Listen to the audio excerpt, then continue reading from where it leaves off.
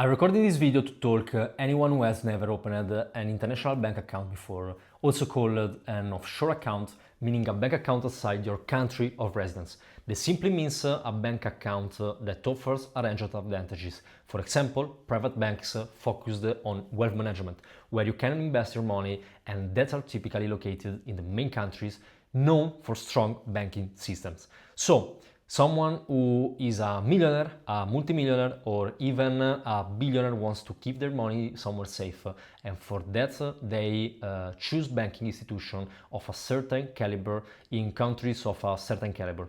There are also international banks that offers premium banking international accounts that are not your standard retail checking or saving accounts. Those are typically designed for someone with a regular salaries job who needs to receive a paycheck and pay expenses. The clients I work with have a different need.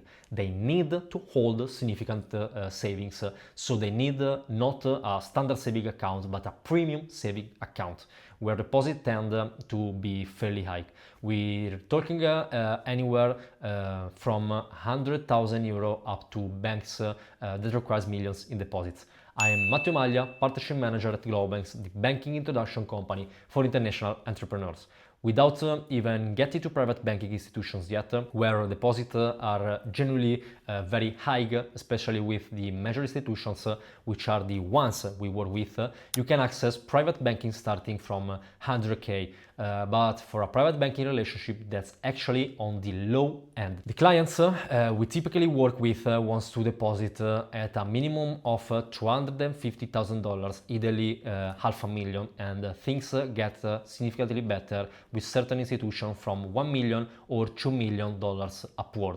For example, institutions like UBS or JP Morgan in certain jurisdictions start from $5 million, just to give you an idea of how carefully they filter their client base, because the level of service they provide is simply not comparable to other institutions. It's also worth saying that there are private banking institutions in some jurisdictions ranked in the top 3, top 4, top 5 of their country that often get overlooked simply because name recognition points everyone toward the largest institutions.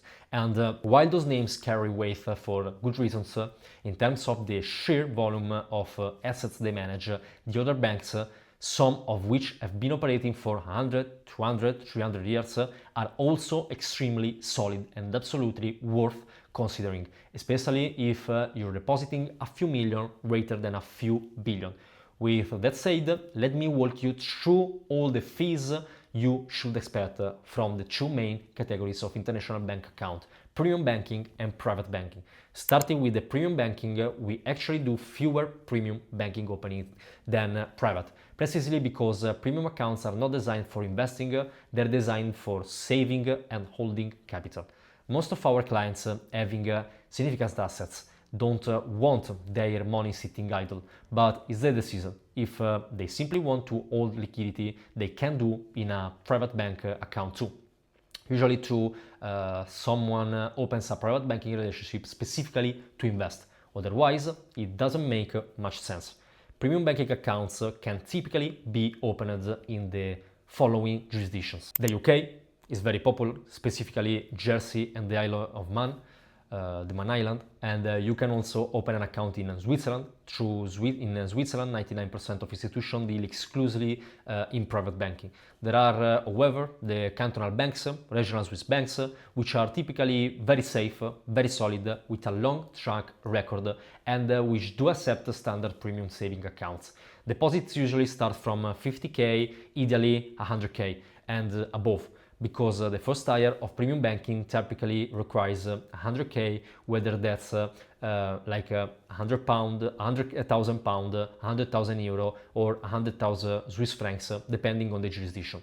When opening a premium account, you should expect there may be a first deposit fee, meaning your deposit like 100,000 euro and the bank takes like 500 euros. This is fairly standard. What we do in most cases is remove this fee entirely. We go to the bank and say all the clients we introduce should not be paying this first deposit fee.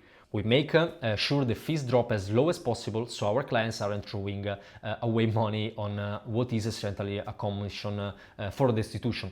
because we work with a large number of institutions, we have leverage, we can negotiate fees down for our clients significantly. Monthly maintenance fees, which can easily run 50 euros to 100 euros per month at institution of a certain level. Barclays, for example, often applies between 50 and 100 euros, depending on the type of account, is something we try to bring down through monthly fees tend to stay fairly stable. That says a growing number of institutions are now realizing that even clients with millions don't enjoy paying a monthly fee, and they're simply removing it for everyone, regardless of how the client was introduced. So that's a trend happening independently of what we do. In some cases, we reduce it, but for honesty's sake, removing the monthly fee entirely isn't always something we can drive directly. It's more that we're seeing more and more banks just get rid of it across the board. Our real advantage isn't only in reducing the first deposit fee, it's in wire transfer fees, fees on future investments, and percentage commissions. Many institutions, and this is something very few people know, both personal and business clients, apply a percentage commission on transfers. That's something that quite rightly bothers people. If I need to wire, for example, $1 million tomorrow and you're taking a percentage, that becomes a big problem. But if the percentage is 0.001%, then losing a few tens of euros on a million, fine. That's what we get for our clients. So the advantage is not just what you pay monthly or the first deposit fee, which in 99% of cases we bring down or eliminate, it's primarily the percentage fees, because banks are businesses and they want to maximize revenues. But when a company like ours, GloboBanks, with the contracts and agreements we have with these banks, brings in millions and millions of euros and dollars, the bank says, for your specific clients, we're going to structure the commissions very differently. Now, for the really interesting part, private banking. The fees there are often very, very significant, especially when dealing with major institutions. We work with almost all the main private banking institutions in the world. So if you go to Switzerland and choose one of the top 5 private banking institutions, we work with them. If you go to Singapore and choose one of the top 3, we work with them. And the same across many other jurisdictions like Luxembourg, Monaco, the UK, Jersey, Man Island, and so on.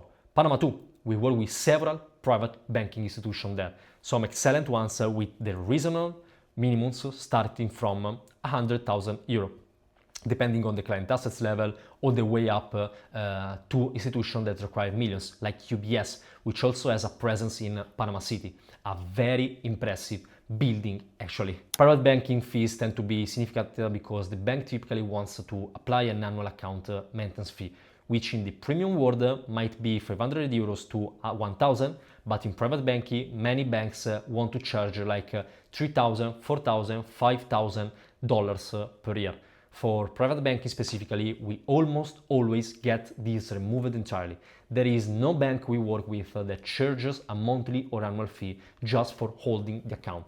The bank earns on investment management and that's fair, but not on the account maintenance. On investment management fees, where things really diverge, if someone tries to approach a private bank directly, they might get 2 million minimum deposit and fees of 1.5% or 2% on asset under management.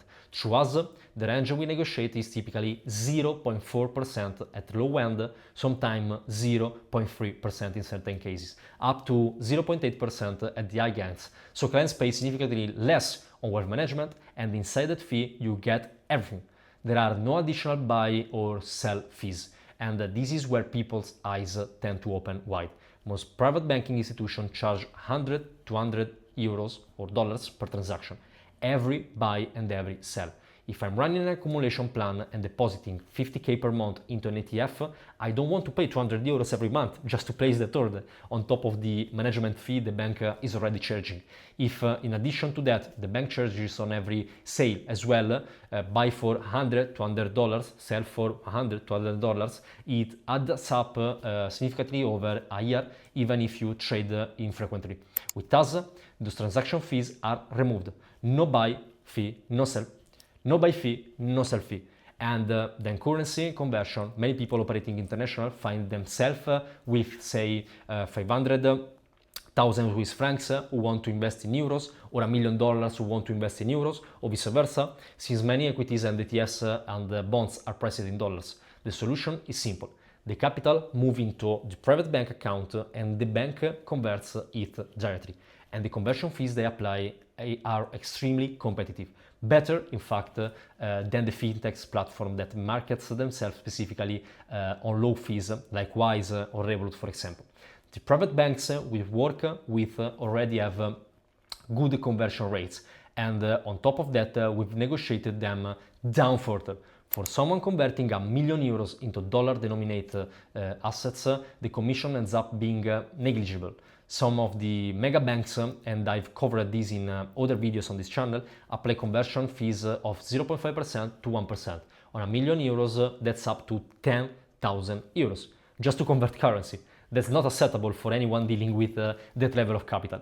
This video is intended as a guide for anyone who hasn't yet opened an international banking relationship, or who has already approached an institution and wasn't so satisfied with what they were offered. For example, being asked for very high minimum deposits. The first time I personally approached a Swiss private banking institution, I remember it clearly. I still have the mail. They asked for 2 million in deposit and the management fee was 1.6%. That same institution, which is considered the top 3 in Switzerland and has been operating for over 100 years, today works with us at 100k minimum, because we introduced many clients to them over the years. From 2 million, they dropped 1.9 million of the minimum deposit, and the management fee went from 1.6% to an average of 0.6%, which is a significant reduction. If you want to find out more or understand which banking institution or combination of institutions is right for you, because maybe you have €1 million and want to split it across Singapore, Principality of Monaco and Switzerland, for example, we can put together the right combination of top banking institutions across 3 strong jurisdictions. We say €300,000 in each. If you want to understand which institutions are best for your specific situation, the first link below in the description connects you with an expert consultant who will walk you through the best jurisdictions and the best banking institution for your specific case.